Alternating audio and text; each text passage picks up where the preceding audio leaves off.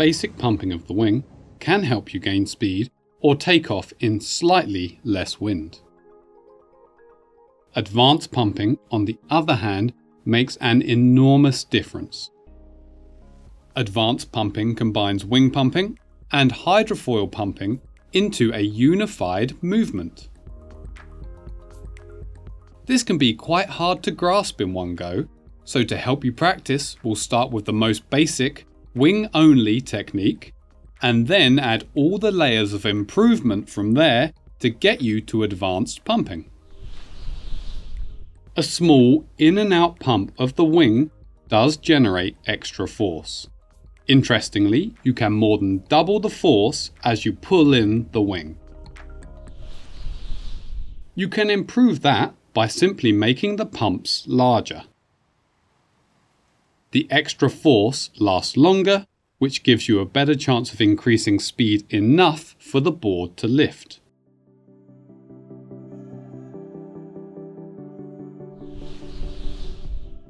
This large movement works even better if it follows a continuous oval path with your arms climbing as they start to move away, then your arms dropping as they start to move back in. Up and out, down and in. Up and out, down and in.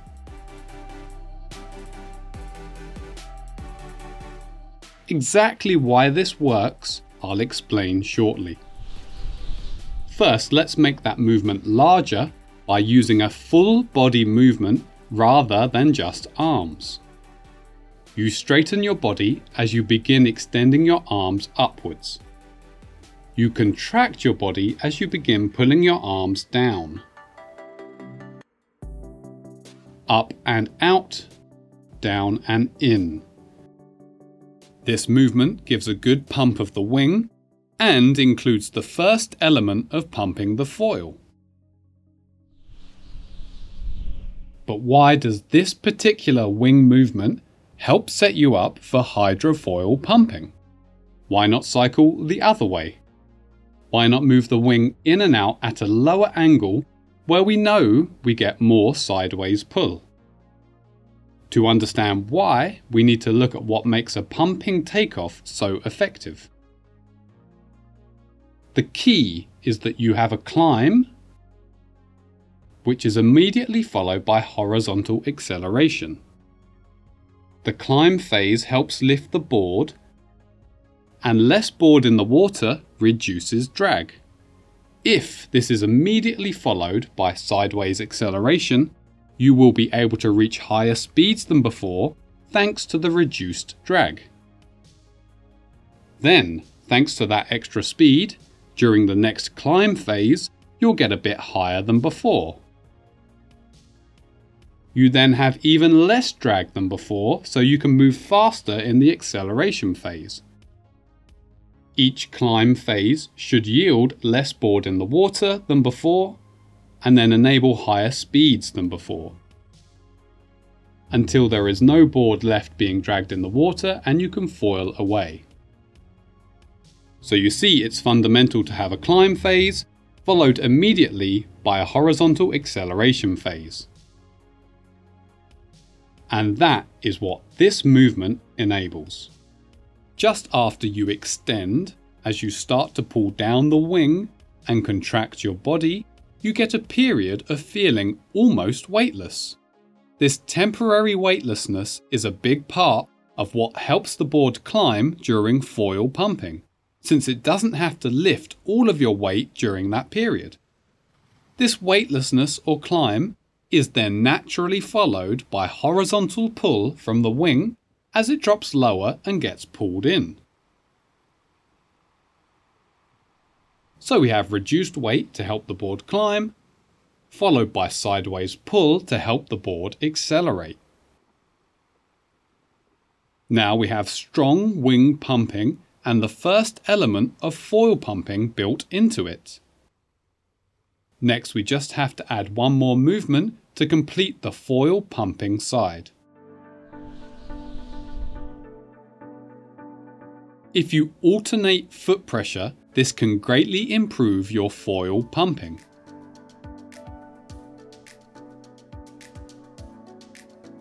As you start extending your body and arms, pressure the back foot and lift the front. You can see the front heel is lifted. You then feel weightless as the wing drops and you start contracting your body. This is when the board climbs easily. But then, as your weight drops back on the board, try to push down on the front foot and lift the back instead. You can see the back heel is lifted. After you drop down on the board, you then shift this pressure to the back foot again and start the whole cycle over. Back foot, weightless board climb, front foot. Back foot, weightless board climb, front foot. Back foot, weightless board climb, front foot.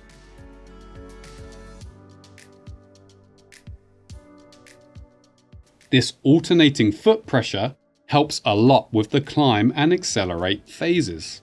That's because if you pump the back foot at the start of extension, then you can get the foil pitched upwards slightly. Then as your weight comes off the board, the pitched up foil can climb quite easily. Then as you drop back on the board and you're entering the acceleration phase, front foot pressure will then help by lowering the pitch of the foil. The more you lower the pitch, the more the hydrodynamic force on the foil will enable you to accelerate forwards.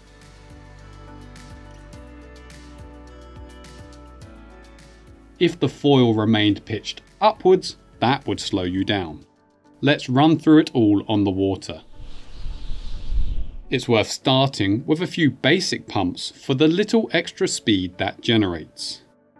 From there, build to advanced pumps putting in more and more energy. Start to lift yourself and your wing, pushing off the back foot. You then start contracting and pulling the wing down. The board should climb easily since it's pitched up and carrying less weight.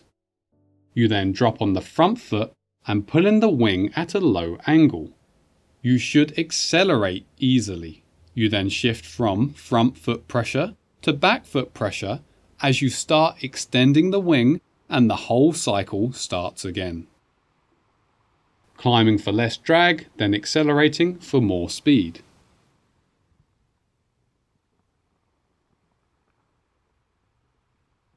Let's look at that riding the other way. Push off the back foot, extend your body up and wing away. Cycle the wing down and start contracting your body. The board should climb and lose drag. Drop on the front foot and pull in the wing at a low angle. The board should accelerate. Shift to back foot pressure and start extending the wing away to start the cycle again.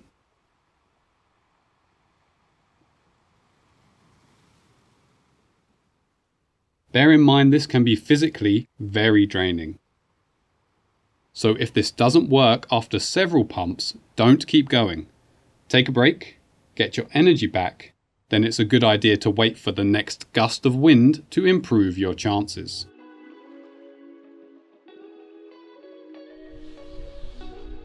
If your cycle keeps the wing at a high angle throughout, you will get more lift but not much horizontal acceleration. You are keeping the wing's force angled upwards. If your pump cycle drops the wing closer to the surface, that will maximize sideways acceleration. You are lowering the angle of the wing's force as much as possible without hitting the surface. If the board is aimed upwind, you will feel power in your wing, but you will struggle to accelerate. Your board, and importantly the mast underneath it, are turned away from the force you get from the wing. Turning crosswind or slightly downwind will improve your chances massively. Aiming slightly downwind means the board and the mast start to turn towards the force of the wing. you can now accelerate towards the wing much more easily. From the rider's perspective, the wing's leading edge roughly lines up with the board's nose. This means the board and master turn towards the pull of the wing enough that you can accelerate more easily. Of course, you can easily aim too far downwind. Once you're moving too far downwind, it will feel like the wind has dropped, since you're moving with it. Thanks for watching and good luck learning to take off in less wind.